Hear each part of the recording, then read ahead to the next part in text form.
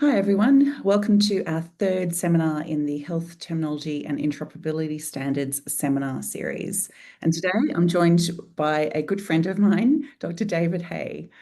David and I have been working together for the New Zealand Cancer Control Agency for the last 2.5 years. So it's my pleasure to have him join us for this seminar. My name's Linda Bird. Most of you have met me, but for those who haven't, I'm an adjunct assistant professor here at the University of Victoria, an active implementer of healthcare interoperability standards, and the instructor of UVic's HIMP 597 course, which is hosting this seminar series. So welcome, everyone.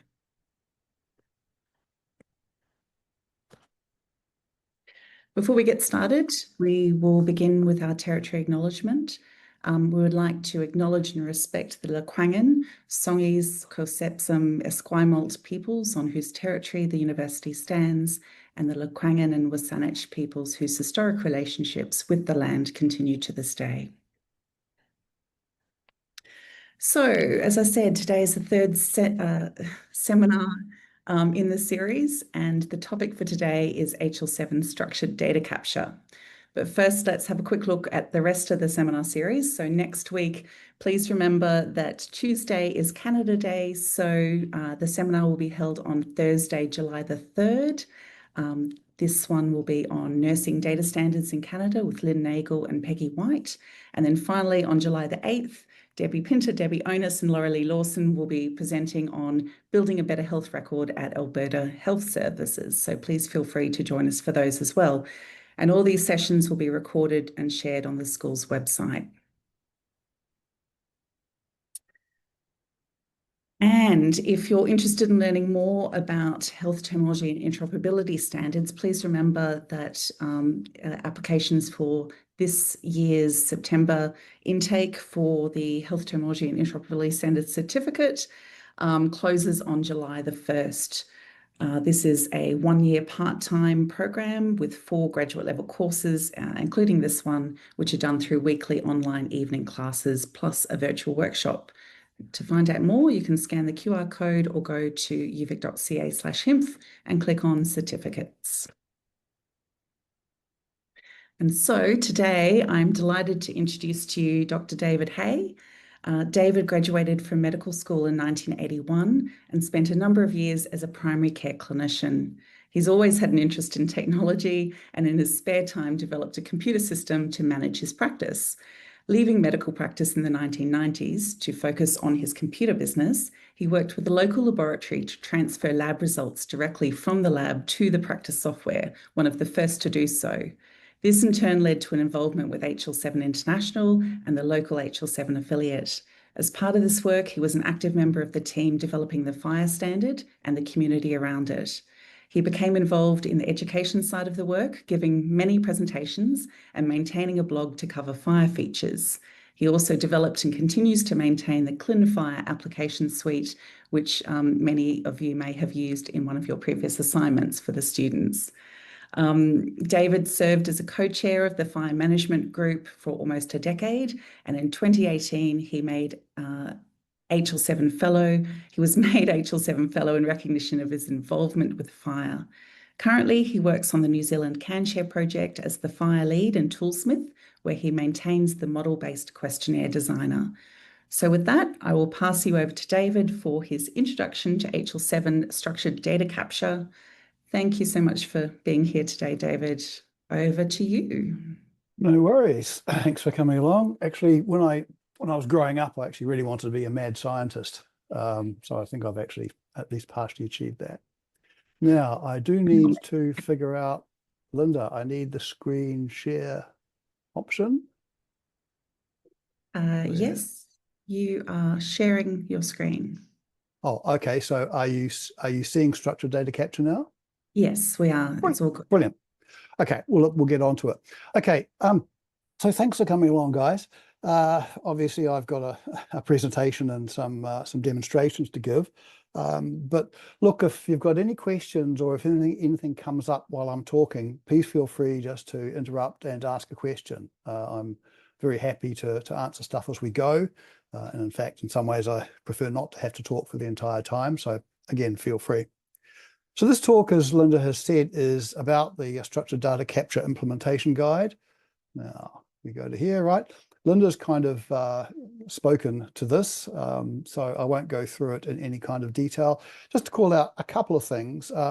One is just down the bottom there. I'd like to express my thanks in particular to Lloyd McKenzie, who I suspect you will all know, being a Canadian, and Brian Postlethwaite, who's an Australian. These are two of the editors of the SDG, good friends, and so a lot of what I'm going to talk about today has come from them. And that little picture over to the lower right-hand side is supposed to show me standing on the shoulders of giants, of which that pair are certainly some. So this presentation is an opinionated look at the structured data capture IG. I call it opinionated because it's really the way I approach it. I've been sort of involved with the IG for a little while, and particularly with the CanShare work that Linda has referred to. I've been developing SDC compliant tooling. So this is just how I see it. And it's very much a guide to the spec. So my goal here really is to give enough information about SDC, and I'm going to keep on saying SDC, structured data capture, because I'm kind of that familiar with it. But so you know what it is, and ideally you'd like to learn more about it, and you know where to go to find out more. So you're not going to walk away from here being SDC experts, but again, hopefully you'll be on the path to do so if you want to. I will be using tooling as part of the various demonstrations as I go through this, and this is tooling which has been developed under the auspices of the CanShare project, and eventually will be released under the ClinFire umbrella. So the stuff I show you will eventually become available to use. And a couple of other things I'm going to show you is a tooling called FirePath Lab. It's developed by Brian Postlethwaite. Invaluable tool when you're doing anything with FirePath and with SDC, and also one of my own tools, the ClinFire Bundle Visualizer. This is the executive summary. So, what is SDC? So, again, I'm not completely sure how much exposure you've had already to Fire and such like, and I am going to be going through some details of that. But within Fire, we have a couple of resources, the questionnaire resource and the questionnaire response resource. And those two resources are responsible for being able to define a form on the screen, and then to capture that information that's been entered by the user into that form and represented in the form of a questionnaire response resource. And so that's in the core spec. The structured definition, SDC IG, then gives guidance and extra instructions in the form of profiles and extensions and such like as to how to use the questionnaire/questionnaire response in real life. And it covers things, as we will see, including the behavior of a form, the appearance of the controls on a form, workflow around finding and completing a form, the ability to populate and to extract resources from it. So all of that stuff comes into the SDC IG. Now, if you're going to implement a form, you definitely don't have to use SDC. You can just use questionnaire/questionnaire response, define your own extensions, do it however you want to, and so long as the resources that you use are conformant to the Fire questionnaire, you're good to go. But of course, the big value of SDC is that the forms that you create are more widely usable. And furthermore, you'll have the opportunity to use forms that others have created. So using SDC in effect makes it a lot easier to use the questionnaire response in the real world. So if you had to say just one thing about SDC, I believe this would be it. Now, I'm actually going to start by not talking about SDC. I'm going to start by going through some aspects of Fire, which I think are sort of important to know. Now, you may know this stuff already, and if so, hopefully there'll be the odd bit of information in there that will be of use. But I think it's important to sort of know what the key parts of Fire are that you need to be familiar with, before you start to work in implementation guides like SDC. So the Fire specification itself, of course, is an interoperability specification. That's what the I in Fire stands for. It is freely available for use. We're kind of used to that these days. We're used to things being freely available, but they didn't used to be. Back in the days of HL7, indeed, with the version 2 and CDA specifications, you had to pay to use them. And it was actually the advent of FHIR and Graham Greaves' desire to make these things openly available, which meant that, you do not have to be a member of HL7 to use the FHIR standard. There are obviously advantages in doing so, but it's not a requirement. FHIR itself is based on web standards. It very much grew out of the idea that the World Wide Web that really has become all pervasive. There are a lot of standards which underpin the World Wide Web and the internet, and so FHIR uses those same standards in order to achieve its interoperability objectives. And of course, that kind of movement has continued, and we now see things like CDA, for example, which is an XML-based standard, is being converted across to use some of the FHIR infrastructure. It's a very strong community involvement with FHIR. And in fact, I guess one of the strengths about FHIR is that it's not just a standard. It's a group of people who have as their goal sharing of health information. We have a global chat that's been set up, and you can ask a question about pretty much anything else related and get an answer generally within minutes, if not hours. It's globally adopted. There's pretty much a FHIR implementation anywhere in the world. It's being developed in different versions. We're currently at version 5. Version 6 is due to come out at the end of this year, probably end of this year, early next, depending on how things go. We're actually going to use version 4. This does make a bit of a difference because the thing when you're developing a standard such as this is that you get changes on the way, and sometimes those changes are incompatible. And indeed, there are changes in the questionnaire resource between version 4 and version 5. They're not huge, but they're enough to make a difference. So it's important to appreciate we're currently using version 4 as we move through this. All right, the first thing about FHIR, of course, is the fact that it's about resources. Now, that's the R in FHIR. You can think of the resources as being the content model. It's the thing that you share.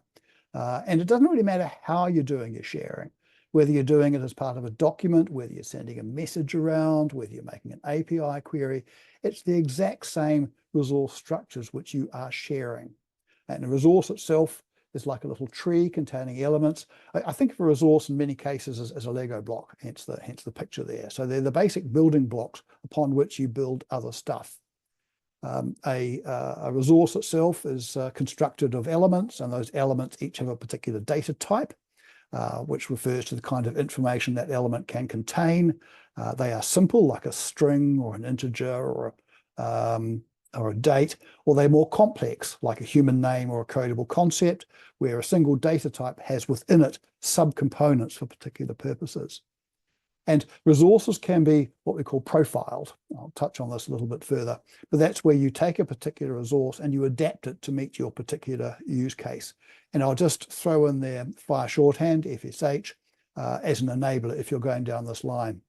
By the way, that reminds me, this presentation is freely available. It's it's a Google presentation, as it turns out. I've tried to put lots and lots of hyperlinks in it. So the idea is hopefully it will act as a bit of a guide to different parts of FHIR and SDC. When I'm talking about resources, I do like to point out that the word resource is used in different ways. Sometimes when we say a resource, we're talking about the definition of the resource. It's got a name, it's got a birth date, it's got a gender. And sometimes we're talking about a particular instance of a resource. John Doe, who was born in December, is male, so on and so forth. And I think of it as being like a cookie cutter. You can imagine that your type is the cookie cutter, and your instance are the cookies that you cut out. And so when people throw the word resource at you, just kind of mentally say, are they talking about the type, the definition of it, or are they talking about a particular instance? This is the list of the resources as they exist in R4. R5 added a few more, but not too many of them. A couple of things I like to point out here. The first is that there's not that many of them. And secondly, that the name is descriptive. So when you see a resource which is called goal, or which is called patient, or which is called condition, you have a pretty fair idea of what it's trying to represent. And the kind of converse holds as well. You know, if you're looking for a resource to represent allergies, why, there's a thing called allergy intolerance. That looks like the one. So again, what we've tried to do with fire is to make it easy to sort of understand and to get into it. Another thing that's worth just being quite familiar with is the concept of identity, if you like. So there's actually a number of different ways of identifying a particular resource instance. All resources have got an ID, and that's in the example that's there. Hopefully, I think you can see my mouse, but in this case, the ID is 2. And that's kind of like a database primary key. It is unique to this type on this server. And it forms the basis of the ability to retrieve stuff through what we call the RESTful, the query type interface. So if I was to say, yeah, Mr. Server, I want the questionnaire whose ID is 2, I'm going to get back exactly this resource. Now, the key thing about the ID is that it's unique on the server. If I pick this resource up and put it onto another server, the chances are it'll get a new number. In fact, it's very high that it'll get a new ID. You know, so I can no longer ask for a questionnaire with the ID of number 2. And that's where the identifier comes in. The identifier, which is also a data type, is a business level identifier. So this will always remain the same. And an identifier has got 2 components to it. It's got a couple more, but there are 2 that are the important ones. It has a system, and that's the area within which the value is unique. So this could be a medical records number, could be a driver's license, could be a passport, and so on and so forth.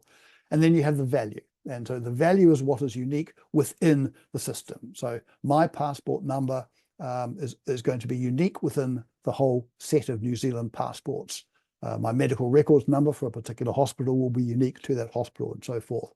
And the key thing about an identifier is, being a business entity or business object, it's always the same even when you move things between computers.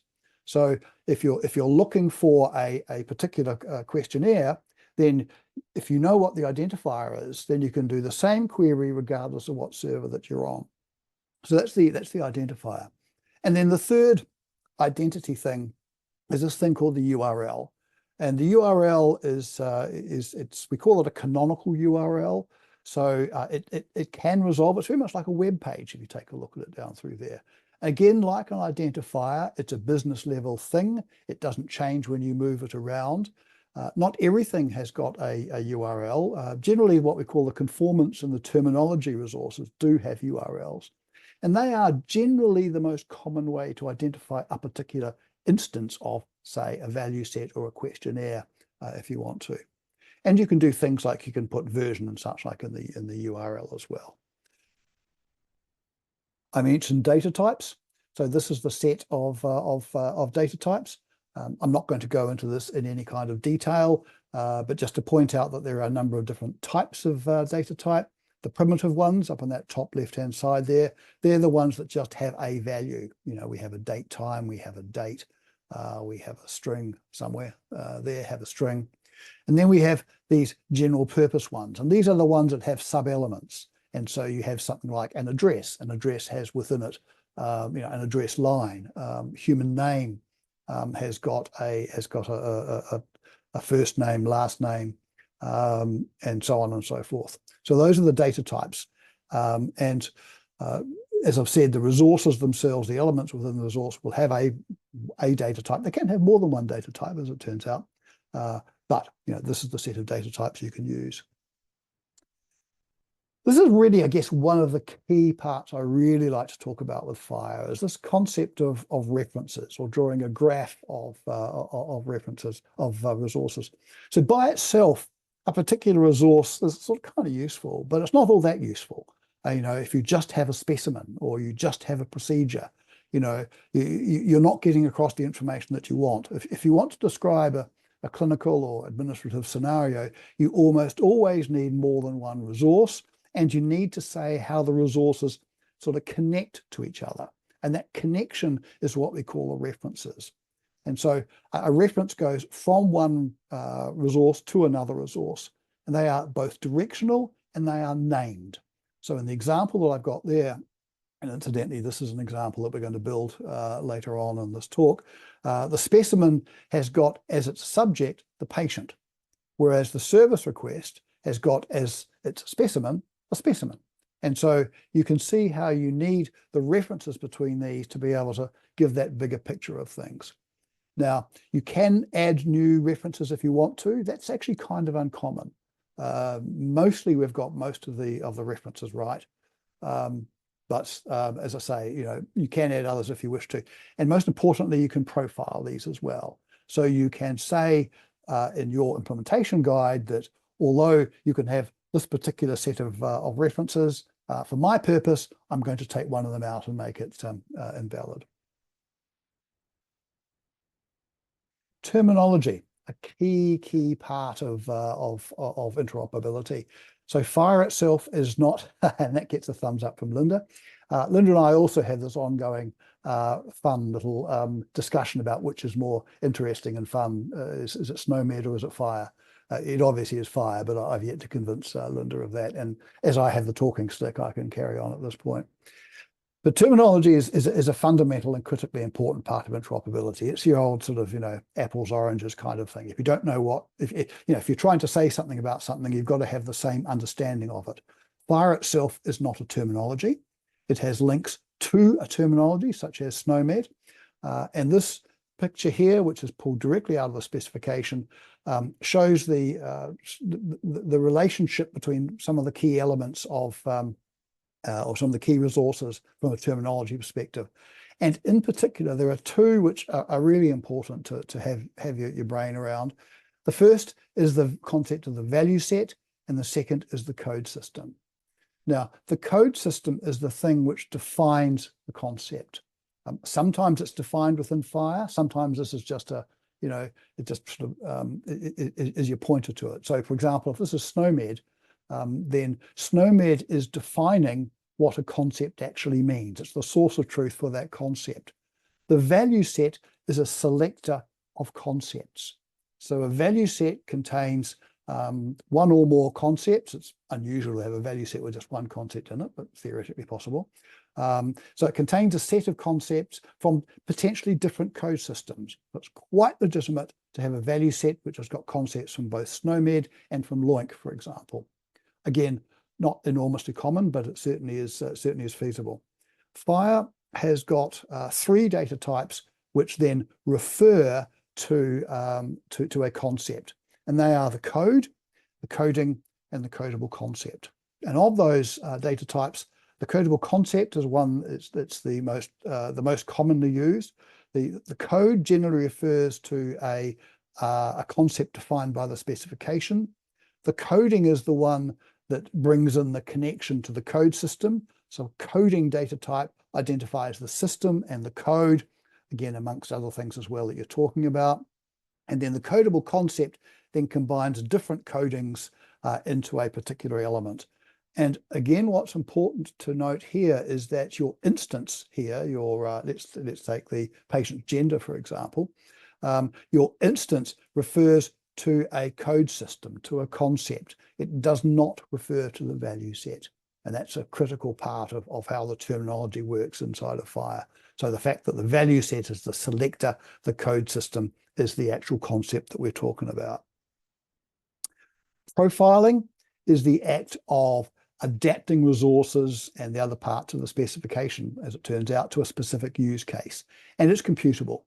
So the value of this is that if you have, say, defined a profile on patient, maybe I've added ethnicity as a potential extension to my patient, then my profiling allows me to connect that to my patient and thereby increase the number of elements that I can have in my patient. And the common things that you will do when you're profiling is you will add a new element, the example which I've just given. You might change the element binding.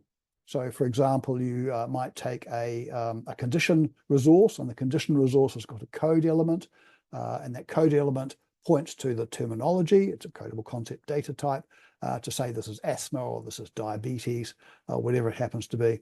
What you can do is you can say, well, I'm interested in cancer. Here are the set of diagnoses which I expect to get. So what I will do in my profile is I will say that my condition.code will point to something from this value set, not the whole range. And I can, if I want to, I can say that it must belong to one of these ones, or I can say that it should belong to one of these ones. That's up to me in the profiling. I can also do things like change multiplicity to remove an element. It's not that common to remove elements. It's more common to have this concept of must support. And that's really where you're saying that the patient's got a photo. Now, if you send me a photo, I can't really do anything with it, but no harm. Yeah, include in there. I just don't know what to do with it. I'll store it, but the rest of it's up to you. As opposed to say gender, where I can say, no, you must know what a gender is. You really have to understand a gender, or we can't talk to each other. So that's what must support does. And then there's this other one, which is a more advanced use, which is what we call slicing. And that's where you take something which is generally a repeating thing, often an identifier, and you identify a particular slice of that. Good example is the patient identifier, and that's where you might want to say, I want a medical records number, and the medical records number should have this particular system. So when you send me a patient, please make sure that you include an identifier that has the medical records number in it.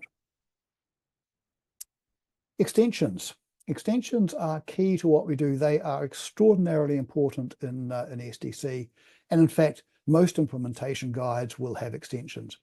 Way back in the early days when we were first doing FHIR, people sort of regarded extensions as sort of being like a mistake. You've left something off. But that was far from the truth. Our intent with FHIR back in those days was that each resource should be fairly small and contained, and only have within the core definition those things which most people use. That's where the 80% rule, which you may have heard, comes from. And then for particular purposes, you would add an extension for those. And so, that lesson's kind of been learnt now, I think. So you will see extensions everywhere. An extension effectively defines a new element, and it does so by creating a URL. And here we have an example here of an extension. In fact, I'll step back a little bit. This is a segment from a questionnaire, and you may recognize some of these things. We've got the link ID, we've got the type, but there we've got the extension, and within the extension, we've got, in fact, an extension collection. We've got a number of extensions, and they are identified by their URL. So this URL says that the value is actually the original path. That's what we're using in CanShare. This one down here, on the other hand, actually comes from SDC. And so it's got this unique identifier there, and it's called, there's the URL part of it, an SDC/questionnaire/initial expression. It's an expression data type, it's a FHIR data type, and that's the value of it. This will become a little bit more obvious later on. There are a couple of other things I would point out here. The fact is, the other thing is that this is represented using a format called JSON, JavaScript Object Notation. If you're going to get deep into the world of interoperability, understanding how to read JSON is really very important. Back in the day, it used to be XML, but it has become JSON. JSON is actually quite simple. It always has a name of some sort, text in this case, and then a value. And that value can either be a collection, which is what these square angle brackets mean, or an object, which is what these little squiggly brackets mean. And in FHIR, you can have extensions in many different places. You can have an extension directly on the element, which is what this one's doing here. And you can even have an extension on simple values. So the text value here in a questionnaire item is what's going to be displayed on the screen. I can add an extension here, which is what this underscore text is doing, saying that I want a rendering style of green. So this is going to cause the enter your first name text be rendered in green on the screen. You don't always have to dig deep into this sort of level, but it's certainly very helpful to be familiar with what it actually means and to understand it. FHIR is another standard. I've put a link to it down through there. FHIR you will come across very frequently in SDC. It's what we call a traversal language for resources, which sounds kind of complicated, but basically what it means is that, as I've said earlier on, a resource is very much like a hierarchy. You can have things within it. You have a patient, you have a name. Within the name, you have a first name. and so forth. And so what FirePath does is allows you to traverse down. So this says that patient.name.family. That means I want to refer unambiguously to the patient's name. Linda, you popped your hand up. Oh, it's just there's a few questions coming up in chat, that's all. Oh, I'm terribly sorry. I have not been paying Um, attention to my chat. that's okay. Jennifer was Uh, just asking if you can reiterate what's replacing XML. And sorry, that was Jason, JSON. They are both valid in use, and again, back in the day, XML was very widely used, but because of that web-based nature of the way that Fire works, JSON has far and away taken over. So that's what JSON stands for. Sorry, were there other questions? I'm not seeing my chat at the moment. there was an earlier question about defining questionnaires, but you may have answered that since. Okay, all right. I'm trying to find a link on my screen to the chat. I don't actually see it. So Linda, I might rely on, if you don't mind, if you could just point out if there is a question, I'll No try to worries. answer it at the time. Mhm. So FirePath I was talking about, and so we use it for a couple of things. The main thing is, as I've just said, is it lets you point at a particular part of a resource, but it contains a number of other things as well. It's a core part of what we call expressions, and we'll be coming to that shortly. And so that allows us to do things like say, I want to create a value which has got the word sir, and then I want to get the first name, that's what the given 0 comes from, of the first given of the first name of the patient. And then I'll put a space in, and then I want to get the family of the first name of the patient. So a couple of things here. The traversal order is from the top down. So that's why we have patient name given, even though you tend to think of it as almost like I want the given name, so I've kind of got to go back up. And second, where something is can be multiple, you put the index number of it in square brackets here, and it starts at 0. So this is very common in computing. So the 0 here says I want the first name. If I had a 1 in there, I'd actually be referring to the second name. So again, just watch out for that. And it has other constructs like today. So today simply means just that, today, and we'll see a use for that later on. And there's lots of others of them in there. As I've said, it's extensively used within both Fire and within STC. In variants where you have rules that can't be expressed easily as just something being required or not. STC expressions we're going to come across. And another plug here for the FirePath Lab. We'll be going to go into the FirePath Lab later on, but this tool developed by Brian is a great way of learning FirePath, of learning forms. So again, if this is something that you're going to learn more about, I would really urge you to check out FirePath Lab and find out how it can help you.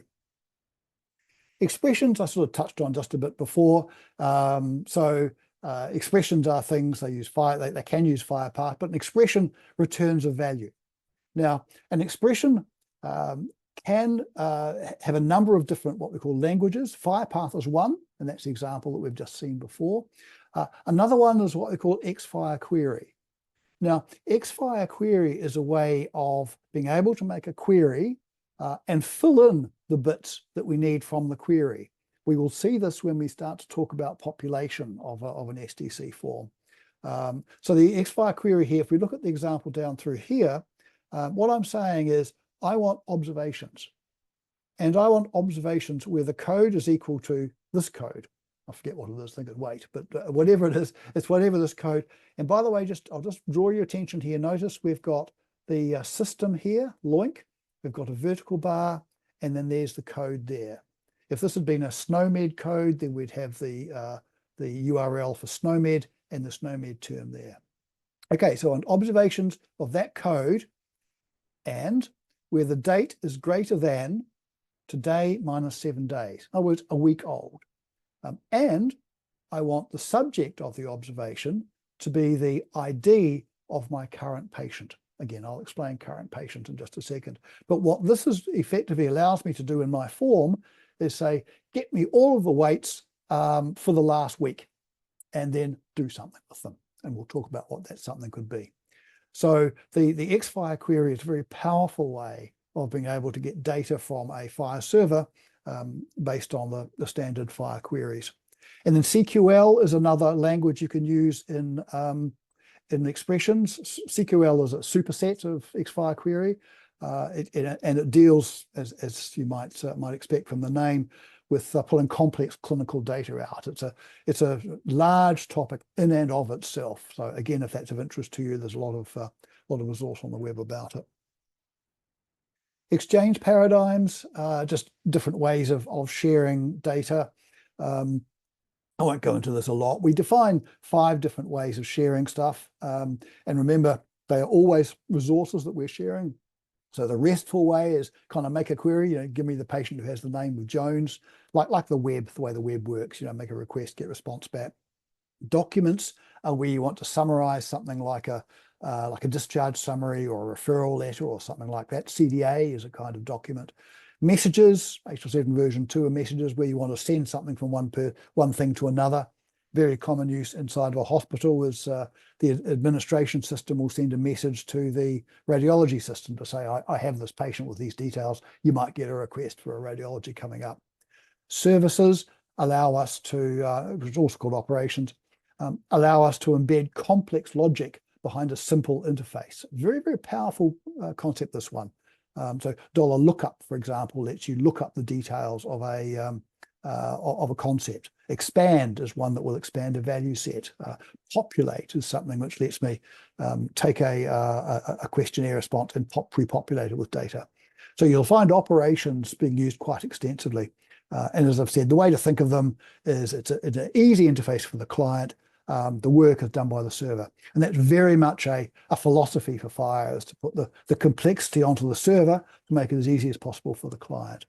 And then the 5th sort of paradigm is what we call this database paradigm. And that is that if you're storing resources in your data store, and you absolutely do not need to, you could store them in whatever format you want. But if you're using Fire resources, well, then there's another way to share things. So those are just kind of ways of sharing. Right, starting to get into specific resources now that are of interest to us in the SDC world.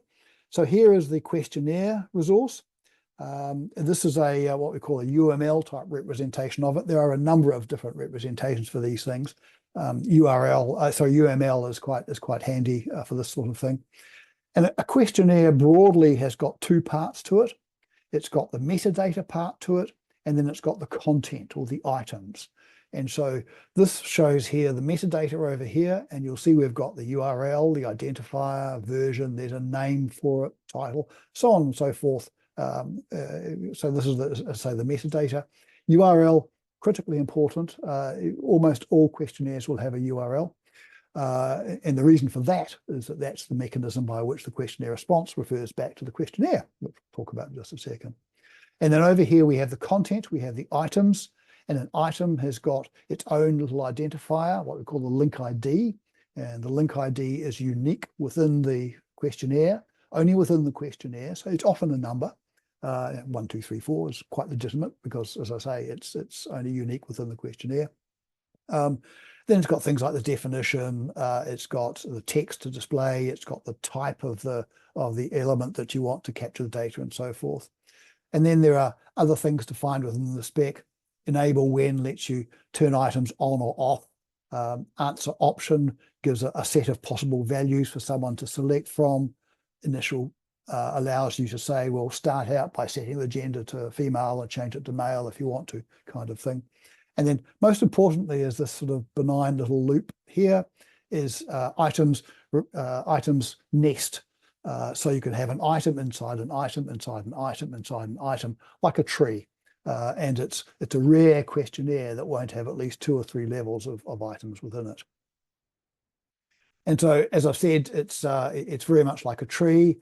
This is a screenshot that we'll look at later on towards the end of the tooling that we've developed and can share. And it's showing a request. And the request has got a date, and it's got the clinical details and a pathway. And then it's got the patient. And inside of the patient, we've got the NHI. And then we have the name, inside of the name, we have the given name, and so forth. And so you see this hierarchy. Down here, we have a procedure. Procedure's got specimens, specimens got collection details, and so forth. So if you think of it as being like a tree-like structure, then you won't go wrong. One thing to point out, that the data type, or the type, isn't a FHIR data type. You can sort of map them to FHIR data types, but they are their own set of data types, which are more useful when you're thinking about rendering something in a form. So you have your date and your string, and you have something we call a choice, which is a set of items that you can choose from, and so forth. And you can also have things like a cardinality. How often can an element appear in there? Can you have multiple patients or just one patient? Within a patient, can you have multiple names or just one name, and so forth? And again, these are all things, if you want to, you can profile for your own use case. The questionnaire response then is the answers to a particular questionnaire.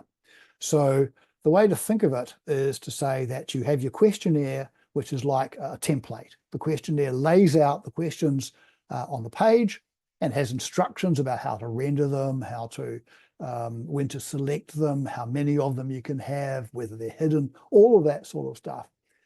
And then somebody goes in and they fill out a form and they enter a set of data, and we want to pick up that set of data which they have entered and do something with it. That's what the questionnaire response does. So the questionnaire response is the set of answers to all of the questions inside of a given questionnaire. And so there is that link between the questionnaire and the questionnaire response. And that link is this guy right there. So that's the questionnaire element of the questionnaire response.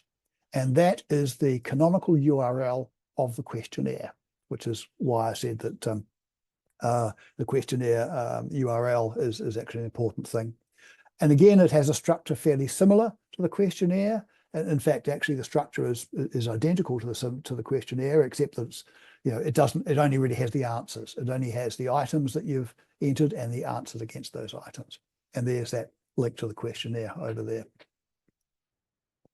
A few other key resources that you need to be familiar with. The value set we talked about earlier on, being a set of concepts for some coded value. Structure definition is an element which, a resource actually, it's actually a key conformance resource because it describes a whole lot of stuff. It describes the contents of a profile or of a resource. You don't deal with it directly all that much, but it sits there and it's important. The code system defines the concept, as we've talked about. Concept map is mapping between concepts. So say you've got something in LOINC and you need to represent it in SNOMED, then your concept map is the technique that you use to say that this LOINC concept is equivalent to the SNOMED concept. That's a lot more complicated than you might think. In fact, it's a lot more complicated than I used to think. And I'm not going to go into that at all, but the concept map helps you do that. And then the capability statement is another key resource. And what it does is it sort of sits at a slightly higher level. So the capability statement is a computable way for a server to say, here's what I can do. I understand patients and conditions and allergies, and I know how to create patients, and I can let you delete patients, and that's all I can do. So it's, as I say, it's a computable way of telling you what the capability of a server is. It's also a way for a client to say, this is what I need. My use case means that I need to be able to create patients and I need to be able to create conditions and so forth. And so you can kind of imagine you can use your capability statement to match a server with a client or client with a server. And the reason why I bring it out here is that the SDC spec uses capability statements to define some of its artifacts. The expression data type I've touched on, so I won't spend a lot of time here. I talked about the fact that it's got different languages. There's CQL, there's FirePath, there's XFire query. It's got a actual value down through there, and then name and description. And again, we'll come across some of these things as we go. An implementation guide then sits on top of FHIR. An implementation guide says, how do you use FHIR in this particular scenario? The example I've given here is IPS, just to be a bit different. But a lot of the work at the moment is being done out there in the community at the implementation guide level. So there's only a few people that sit at the raw FHIR specification level, the implementation guide is really where a lot of the action is. And again, I'm sure you'll be familiar with implementation guides. They have a standard structure, and indeed there's a standard set of tooling which produces these implementation guides. So again, you sort of see the whole concept of standardization as almost like a meta concept. So not only are we standardizing the content, we're standardizing the way that you actually represent that stuff.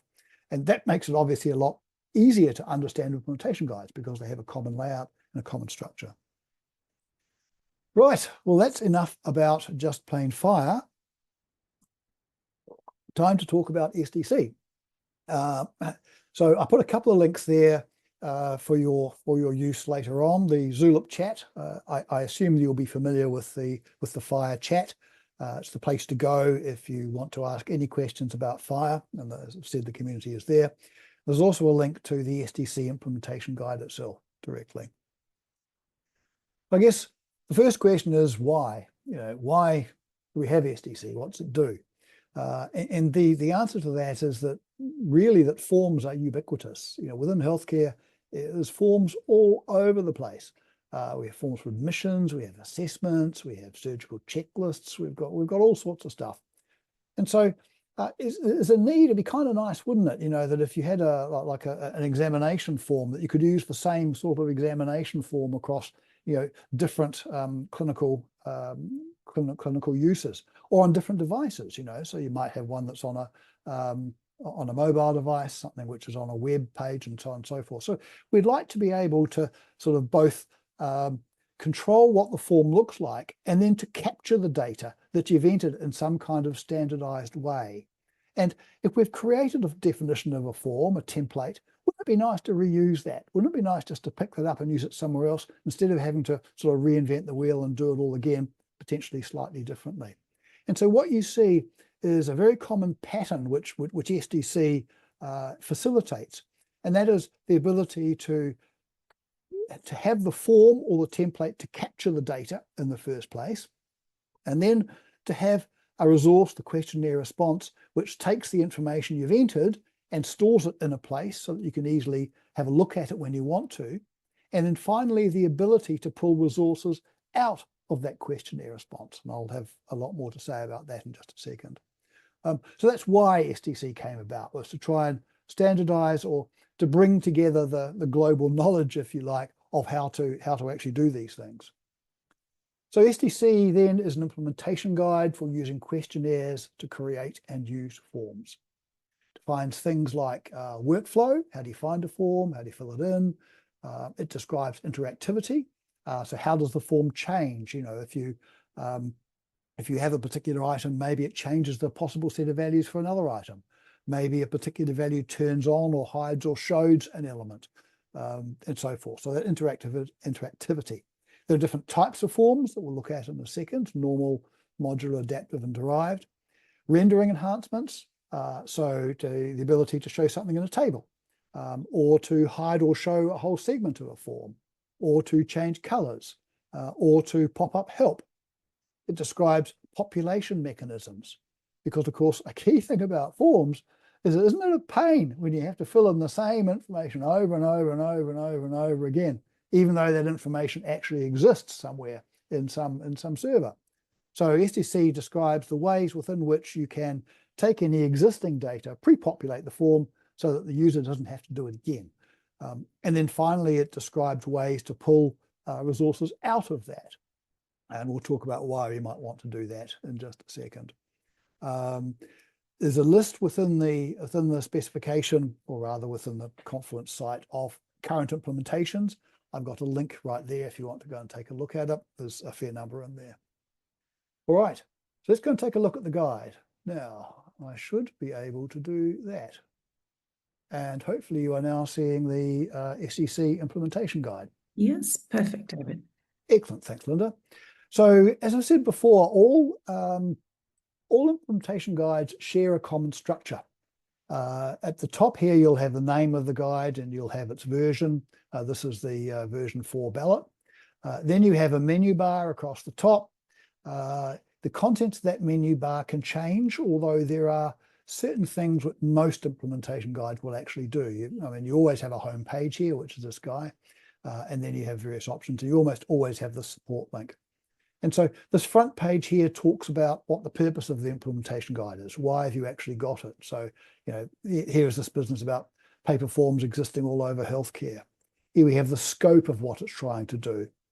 We have convenient links from this front page to particular parts of the guide. Again, if you're interested in going deeper into SDC, understanding how the implementation guide works and where the bits and pieces are within it is really quite important. So spending a little bit of time at least knowing where stuff is so you can find it. Stuff down here, less important. The table of contents, sorry, I shouldn't have said less important. Not quite what I'm talking about at the moment, I should say. Table of contents, I don't particularly find all that useful. It's generated by the tooling and it just shows all the various links and such like, but it tends to be a little bit voluminous and not all that helpful. What is helpful, we've got the SDC background here, and you'll see under here, it talks about some of the things that SDC expects you to know about if you're dealing with the fire stuff. And this, of course, is one of the reasons why I did that little talk I've just given about SDC. I'm going to have to pick up the pace quite significantly, I see.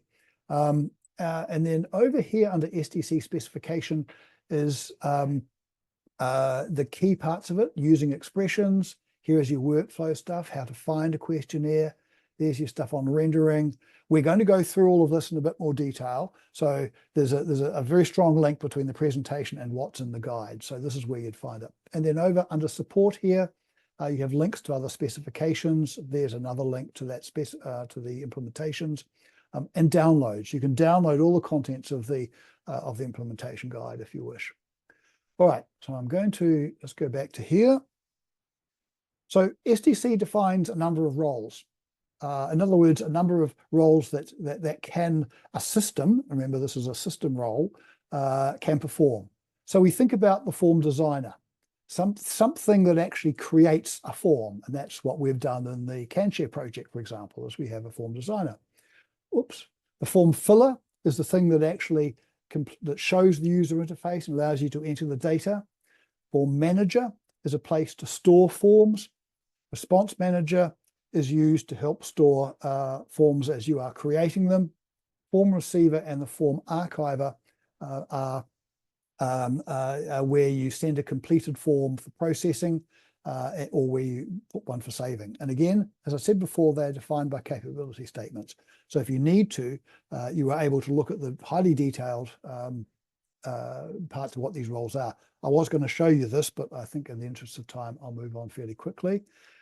I grabbed this from the specification as well. This sort of shows how the different roles, your form designer, your manager, and so forth, response manager, receiver, they interact, or what are the resources they use. So as you can see here, the form designer expects to be able to query, create, update, delete questionnaires from the form manager, and expects to do the same for a value set and a code system. Whereas the form filler expects to be able to find a questionnaire off of a form manager. Now, I put this picture together because I think it shows it in a slightly more graphical format. So here we have the roles over here. So here we have a designer. The designer is creating a form that gets saved to the form manager. The form filler down here can search for a particular questionnaire and then display it in the user interface. It can pre-populate from a data source, being a file server, where you get your patient name and so on and so forth. And then when it's completed the form, it can send it across to a form receiver, and the form receiver takes the completed form, the questionnaire response resource, and then does whatever is appropriate. And that might include extracting resources. It might just save the response somewhere. It sort of depends. It's up to you.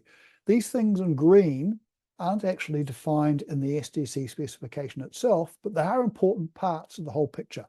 So the source of data from which you pre-populate or to where you extract to is important. Data elements, these are the detailed descriptions of the elements, the items within a questionnaire. Terminology server doesn't get the recognition it deserves, I don't think, in the spec. It's a key part, it's a critical part of the whole infrastructure. As I said in an earlier slide, terminology is not straightforward.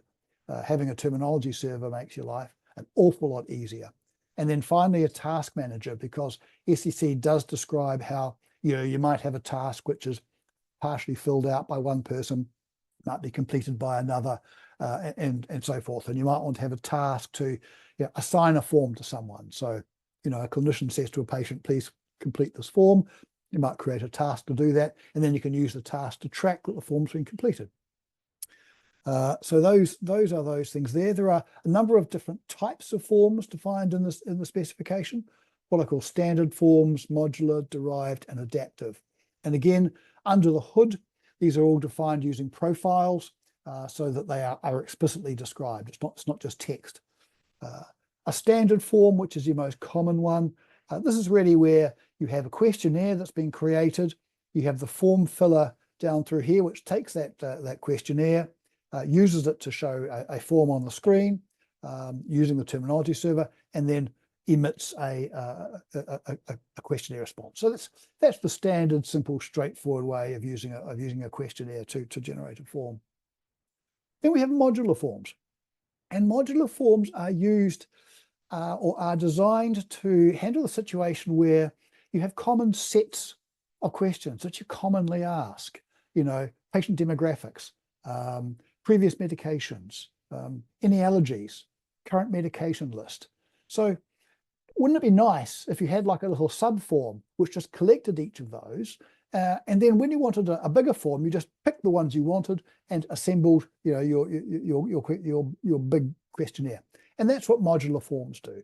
They allow you to have smaller sub forms and then combine them together into a bigger form. And that means that you get consistency between different large forms. And it also saves time because you don't have to generate them each time. Especially important when you start to put in things like prepopulation and resource extraction. You do have to be a bit careful with designing your modules, particularly if you've got references between them. But again, it's a very powerful functionality. So this shows the subforms over here being assembled into your main form over there. Then you have derived forms. I haven't really seen these being used a heck of a lot, but a derived form is where you've got an original of some sort and you want to take it and just change it a little wee bit. Maybe you want to add a different question, or maybe you want to take out a question, or maybe that original form over there had a specific value set and you want a different value set. So this just allows you to, again, computably take a questionnaire, adapt it, but then have a way of saying, look, I actually copied this from this one over here and I made these sorts of changes. Just what derived forms do. And then this is just a description here of validating the questionnaire response. Adaptive forms is the final one. This comes from something called item response theory. The idea of it is that rather than creating the questionnaire up front and hiding and showing stuff as required, what you do is you start out with a really minimal questionnaire. And then you, based on the patient's answers, you pull in other questions. So for example, you might have a question in there that says, do you have any allergies? And if they answer, and so you show that item and the patient says, yes, I do. And so it gets sent across to the assessment center here. And then based on that answer, the assessment center sends back another set of items. So, okay, you're allergic. What are you allergic to? Whereas if the patient had said, no, I'm not allergic to anything, then it moves on to the next question. So it's a way where you can embed all your business logic over on this side and then have your user presentation over on this side. So you can use all of the technologies of SDC and questionnaires and such like, but drive the whole thing from a separate set of business logic. That's what adaptive forms do. Rendering. So rendering. So we've talked about I guess architectures of forms, if you like. We'll talk about some of them now, about some of the sort of details of SDC. We'll start out with rendering. So rendering is about how you can change the appearance of something in a form. And it uses extensions, as most of these things do. And there are different things you can do. There are categories, if you like. You can change the appearance of text. And you saw an example earlier on where I had text that was green. You can change the control. So if you're, say, selecting from a list of items, you could have it as a drop down, or you could have it as one of those type ahead lists. You could have additional display items like help text and such like, and then there are others as well. So here is a link down here to the specification, and you'll see it's in under here, advanced form rendering, that's the one there. And you'll see a description over here. This is a very useful table. In fact, a lot of SDC has got this kind of layout, which is really great. So what it does is it's got the name of the extension. Now, you'll notice, by the way, that we tend to refer to the extension by its name or its code rather than the full URL. So in reality, this will be something like, have a look up over here, http hl7.org/file/uv/htc/structure/ yada yada. All of that stuff appears in the front of this thing here, which is obviously pretty yucky. So we tend to talk about or give the extension that's named here. So when we talk about rendering style, just know that the URL has actually got all of the stuff on the front of it. And the extensions in SDC can come from a couple of places. Sometimes they are actually defined in the core specification rather than SDC itself. And in that case, you'll see core sitting there. In other cases, it's actually defined by SDC.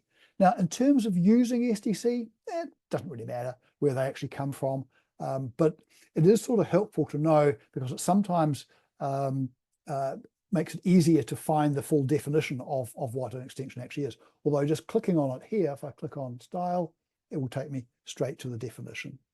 It's going to go back to that one there. And you can see over here, we have the extensions for text appearance, display, whether it's hidden or not, metadata.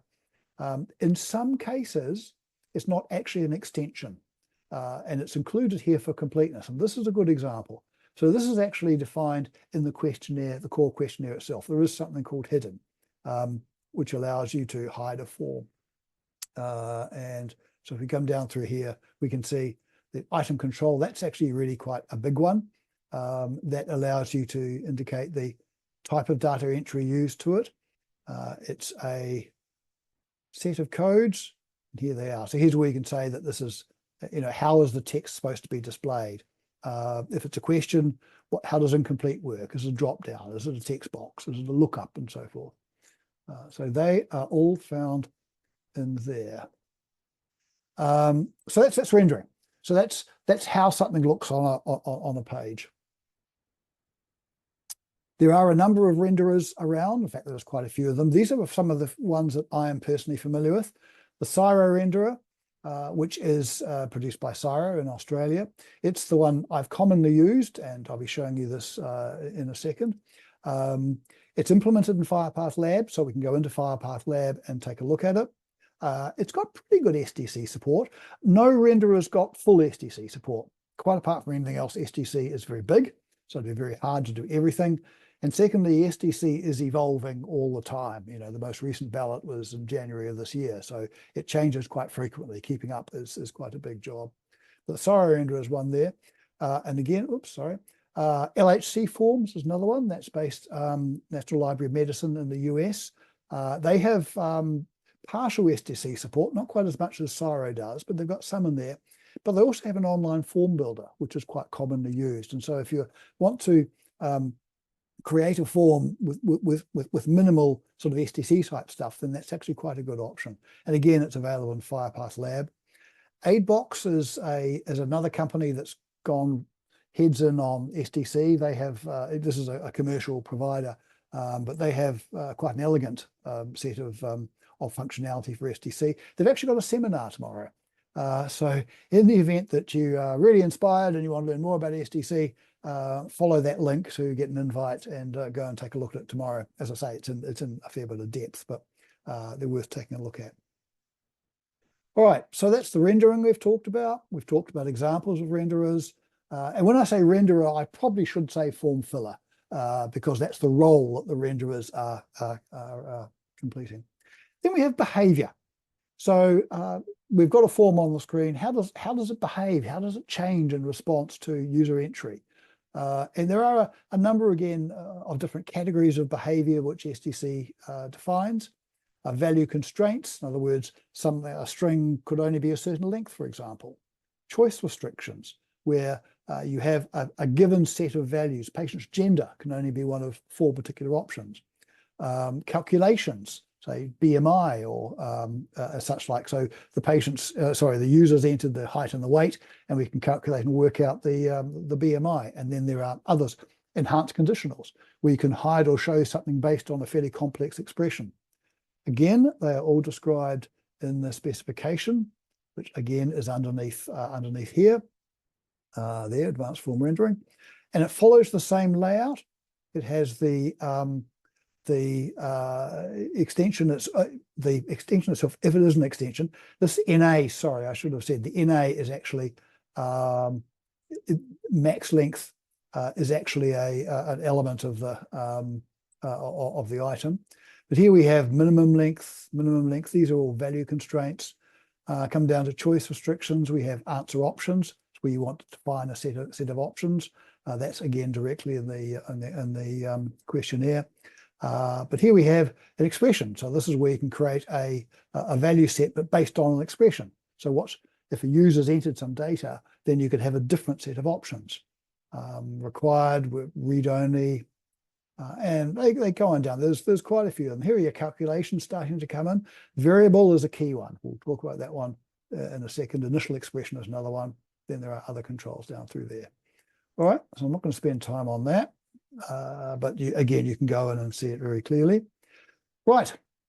Okay, so that's kind of like the backgroundy stuff, what HTC can actually do. Let's talk about some of these other features, particularly form population and extraction. So I've talked about form population or pre-population before. And so what it is the ability to take information that exists and to put it into the form so that the user doesn't have to do it themselves. They can change it. And generally, we advise that you should always show the user, the pre-populated data, and this is a very good reason. You should let them confirm it, because they're the ones that are going to be signing off on the form, of course. And so you can have different ways of pre-populating. The full pre-population is the one there. We have a number of different mechanisms by which we can actually do pre-population. So, and I'll come to those in a second, because I did want to talk about the concept of context. So context is where you've invoked your form and you want to be able to tell the form, this is the patient that I'm dealing with, or this is the encounter that I'm dealing with. So STC defines the way that you can tell the form filler who is the patient. And then the form filler can then use expressions which are in the questionnaire to perform the pre-population. Now, I'll actually show you this, so don't worry too much if it doesn't make too much sense at the moment. But there are a number of standard variables that we can define that are defined in the specification: the patient, the user, the encounter. And again, so these can all be used then to pre-populate items in the questionnaire. You can create your own, although they then become non-standard. And of course, you can use Xfire query to pull in your own variables. So the form can say being given a patient, and can then go out and collect all the conditions for the patient and show them in the form. Here are the different mechanisms that you can use: observation, expression, and structure map. Observation is useful when the source of data is an observation. So for example, suppose you're wanting to display the patient's weight or their height. Then you just go and grab an observation, and I gave you an example of that earlier on, and you can then pre-populate from there. It's the most simple, straightforward one. Then we have expression population, which is more generic, and it's called expression because, well, it uses expressions. And again, we'll see an example of that one in just a second. There are a number of key extensions which are used in expression-based pre-population, and we'll look at some of these as we go through. The launch context is the one that actually brought in the patient details. Variable was the one you tend to use when you're pulling data out of a file server and looking at it, using Xfire query and so forth.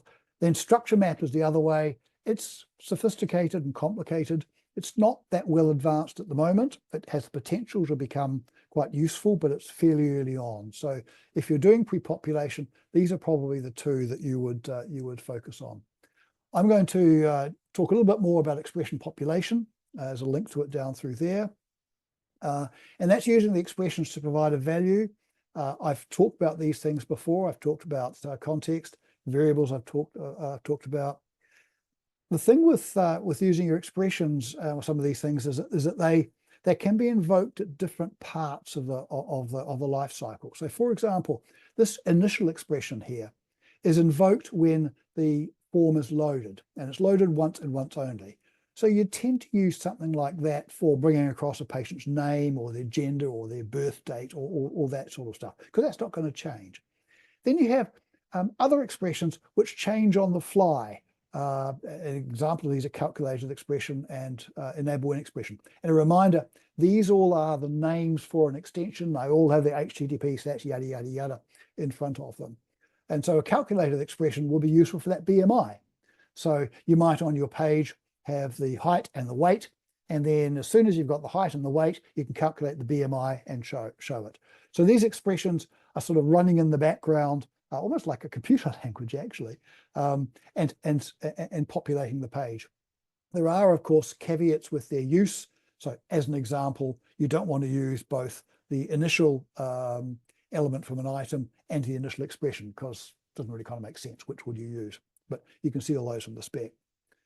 And here's an example. Here's a picture of how that could look. So suppose that you have a questionnaire. The questionnaire has got a patient, which is of type group. It's got a name, which has a first name, a last name, and so forth.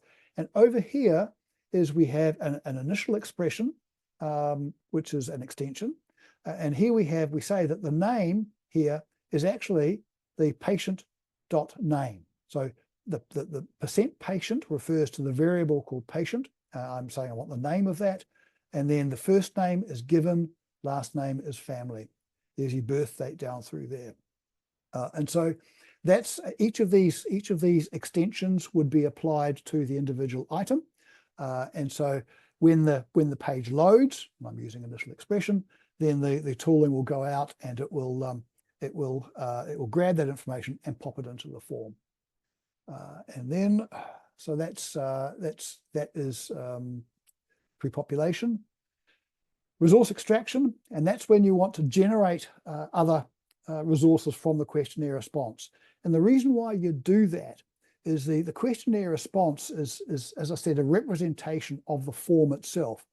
It's not easy to search inside it. You can, but it's not straightforward. So suppose, for example, that you had a form, and on that form, the patient entered the conditions which they had. You know, I have asthma, I have diabetes, and so forth. And we then saved that into my Fire server. And then later on, I want to answer the question, well, what conditions does this patient have? So generally, I do a query on the condition resource. But if these conditions are hidden inside the questionnaire response, I can't get at them.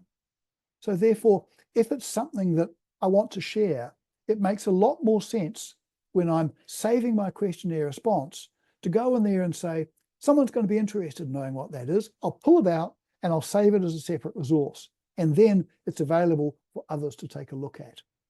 So that's why you want to extract. Again, there are a number of mechanisms by which you can do extraction.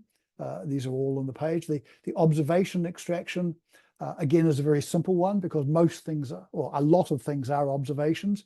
So that allows you to do something like just say that, this thing actually is an observation. This is the weight, it's an observation, make an observation. And that's all I have to do. And then the specification describes various mappings from the contents of the form through to the observation resource.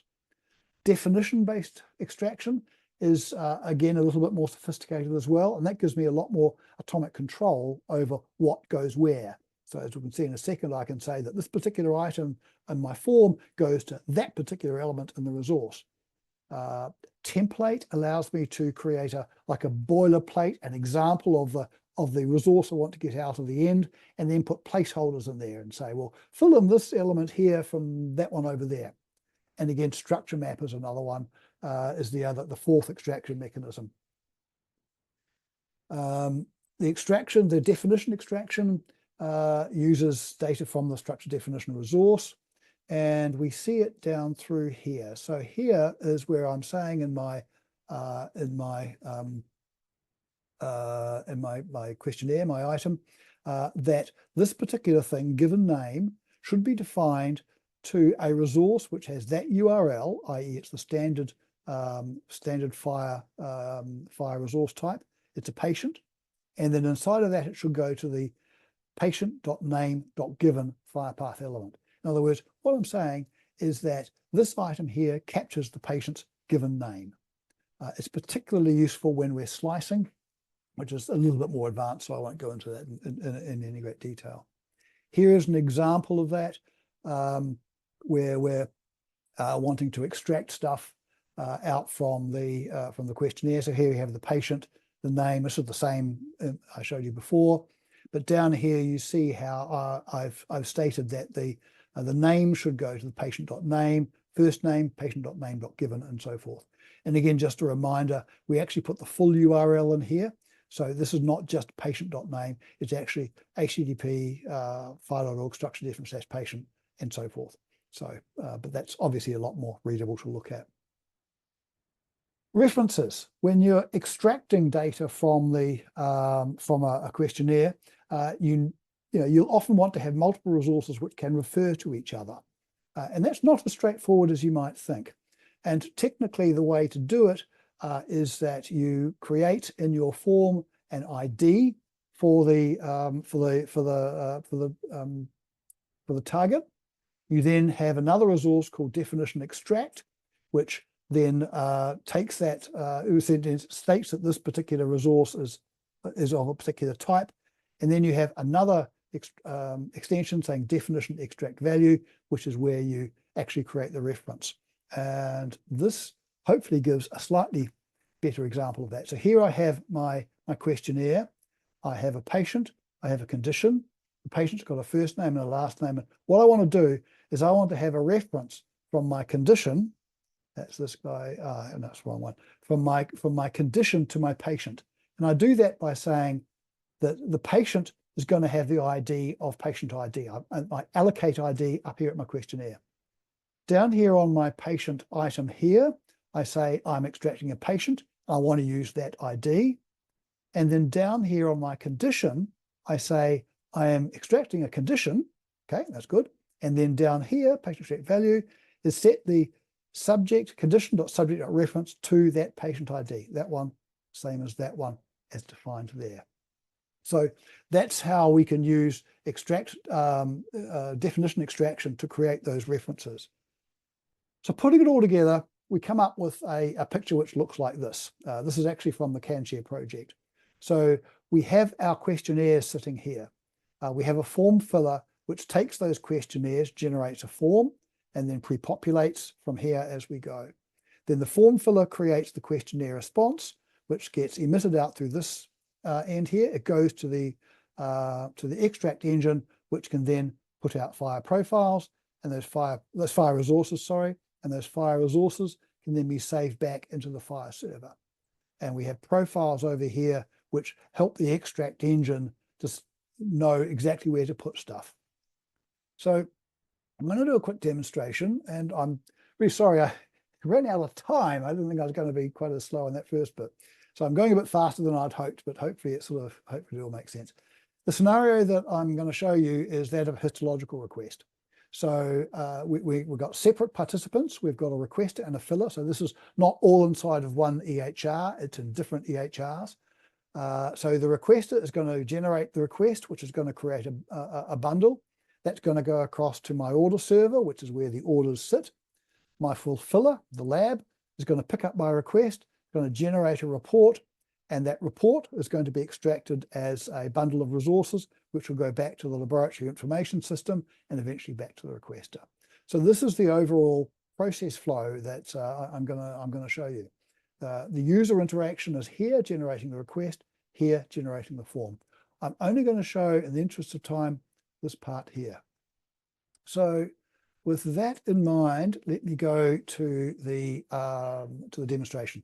So this is the CanShare modeler. This is creating the form.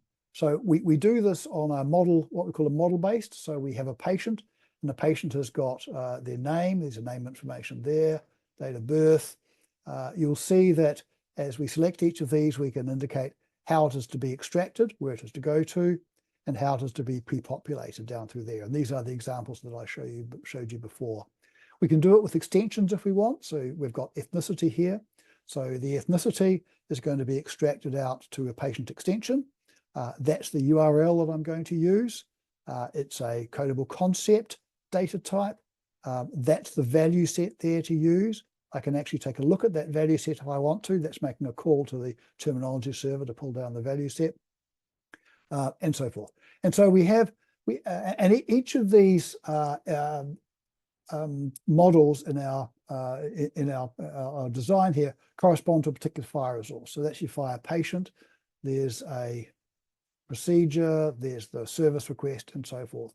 And then we then combine those together. So we actually say that my request here, well, I'm going to have a date of request, I'm going to have a patient, and this is grayed out. So what I've done is I've taken the patient definition here and I've embedded it within my request. And then I did the same for the requester. I brought across the practitioner, and then there's the procedure, and the procedure has got specimens and so forth. So what I've done is I've taken individual small models here and combined them into my big model here. So I've got my model, and if I just very quickly go back to my presentation here. So I'm sitting over here, I've created my form. What I'm now going to do is generate a questionnaire. So if I go back into here and click on my link like so, behind the scenes what it does is taken that model and it's generated the questionnaire. That is the questionnaire that it has generated. And as you can see, it sort of gets quite large.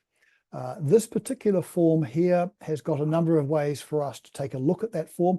This, for us in this project, this is intended to be a way to allow clinicians to validate what a form looks like. So I can go into each of these and I can say, well, here are the contents of my form. It's a drop down here. But what I can now do, so if I go back to my form, I am sitting in here now. So I'm looking at my form. I've got a questionnaire and I can take a look at it. What I want to do is I want to pass it across into the renderer. So I want to take it and I want to view it as if it were a real form. And I do that in the lab. And so now I have taken that questionnaire and passed it into FHIRPath Lab. So this is the FHIRPath Lab. And this is using the Cyro renderer. I could also use the LHC forms renderer. The lab allows me to do both. And as you can see, we've got exactly the same sets of information. We've got the data request. There's the patient details coming in through there. I can hide and show particular ones. Now, as I've said, we set up pre-population. So all I can now do is if I click on this little link like so, and just ignore that, that's an artifact. But you see it's brought across the NHI details. The patient's name is down through there. There's their date of birth. It's been brought in automatically. Now, in real life, of course, you wouldn't have the user click a button. This is the lab. This is for developing things. But you can see how we've made the job of the filler that much easier. But they can make a change if they want to. If that was actually 5, then they can change it there. But I can go through. I can say that, well, the date of my procedure was there.